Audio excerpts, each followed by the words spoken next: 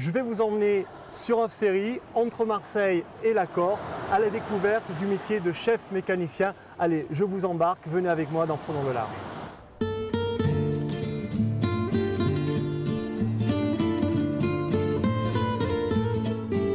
Née en 1931, la compagnie maritime La Méridionale compte parmi les plus anciens armateurs de Marseille. À l'origine transporteur de fret, elle assure désormais tous les jours la desserte de la Corse pour le transport de passagers. C'est à bord d'un de ces bateaux, le Girolata, que nous avons rencontré un tout jeune chef mécanicien. Bonjour, je m'appelle Alain Cesari, je suis le nouveau chef mécanicien de La Méridionale.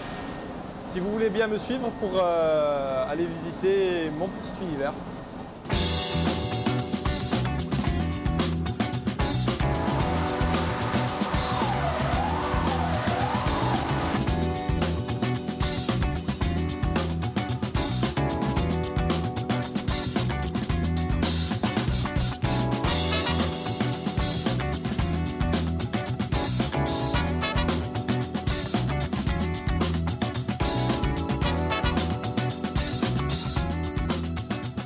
Donc, le chef mécanicien, c'est la personne du navire qui est responsable de tout le service énergie-propulsion, de tous les aspects techniques du navire.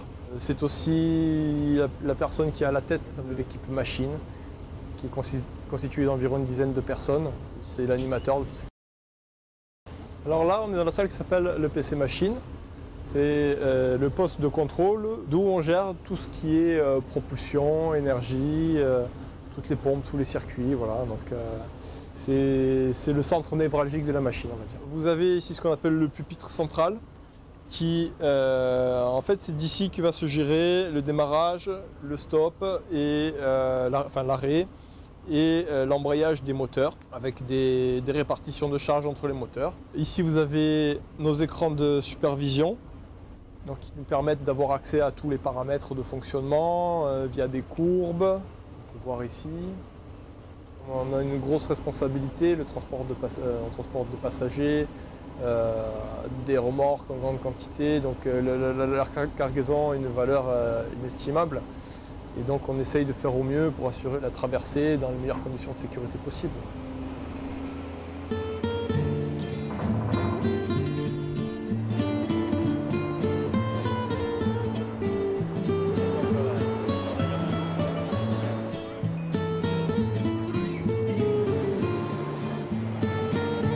En fin d'après-midi, les passagers se retrouvent sur les ponts extérieurs pour assister à l'appareillage du bateau dans le port d'Ajaccio.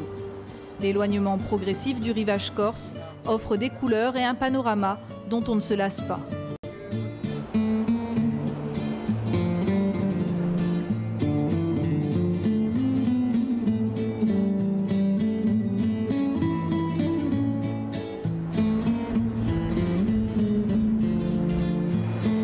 La traversée jusqu'à Marseille durera la nuit entière pour une arrivée au petit matin.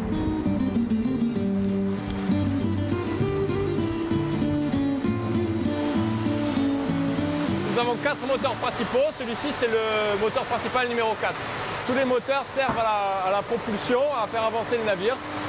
Donc nous avons le moteur principal numéro 4 et le numéro 3 qui peuvent être embrayés ensemble sur la même ligne d'arbre. Et de même le MP, moteur principal numéro 1 et le 2, peuvent être embrayés ensemble sur l'autre ligne d'arbre. Donc nous avons 2 moteurs par ligne d'arbre et par hélice. À nous, une salle des machines, on aime bien que ça tourne en fait, on aime bien entendre les moteurs tourner, les appareils tourner. Une salle des machines d'un navire en arrêt technique ou arrêté, c'est très angoissant pour nous. On préfère entendre le bruit des appareils tourner, etc. Le bruit, c'est la vie du bateau. Ah oui, c'est le cœur, c'est le cœur du bateau. En été, ça chauffe beaucoup, on peut atteindre les 40-45 degrés. Et voilà mes bébés, ce sont les moteurs principaux. Ce sont des moteurs à combustion, ce sont des moteurs diesel comme les moteurs de voiture. Toutes les semaines, on fait entre 200 et 300 tonnes.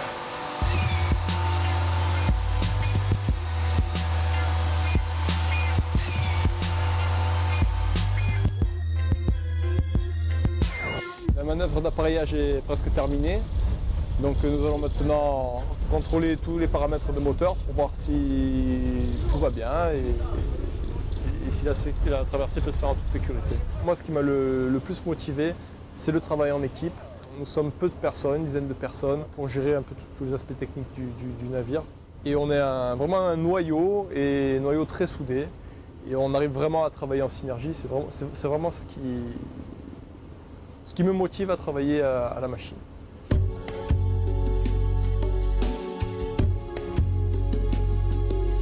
C'est vrai que j'adore regarder la mer, c'est quelque chose qui me tient à cœur. C'est pour ça que j'habite en Corse en grande partie. J'adore la mer. Il m'arrive quelquefois de l'oublier sur le bateau et se fond un petit peu dans le décor, mais de temps en temps, quelquefois par embarquement, je me pose vraiment et puis je la regarde parce que c'est vraiment extraordinaire, quoi. C'est un super endroit pour un bureau. C'est une deuxième famille, c'est une deuxième vie. C'est une deuxième vie complètement déconnectée de la vie familiale. C'est assez, quelquefois, déstabilisant. On quitte le milieu de la famille pour arriver dans un milieu complètement différent. C'est deux vies à part entière.